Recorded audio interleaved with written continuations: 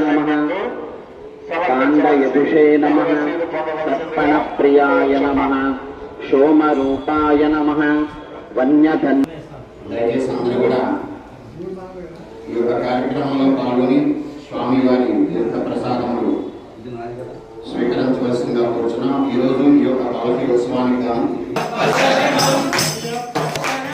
భగవతి శరణం దేవి శరణం ఈశ్వరి శరణం